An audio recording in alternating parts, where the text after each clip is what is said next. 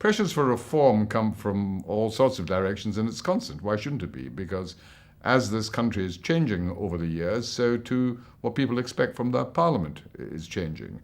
We had a massive controversy 100 years ago about whether women should have the right to vote and whether they should be in parliament. Of course, in recent years, we had a woman prime minister in Margaret Thatcher, so that is a dramatic change, as have been the number of women members of parliament in the House of Commons.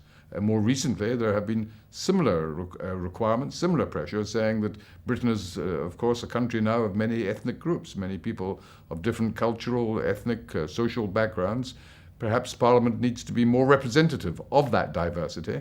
And we have seen that in all the political parties now, when you look in the chamber, on both sides of the chamber, you'll see that the people who are sitting there reflect the diversity of the country. Not perhaps entirely to the level required, but huge progress has been made in recent years in that direction. Pressures for reform of Parliament and its procedures come from many, many quarters.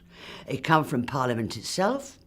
I remember well the days when I was a young backbencher here, and there was a very considerable move for select committees. Now, select committees are hugely important committees that go into the development and the wherewithal and what is happening in various government departments. They're very important.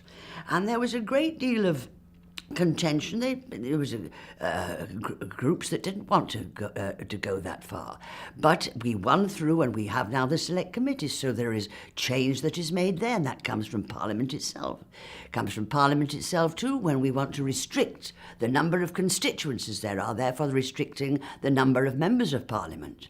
And it comes also from outside bodies, non-governmental organisations, from business and from industry.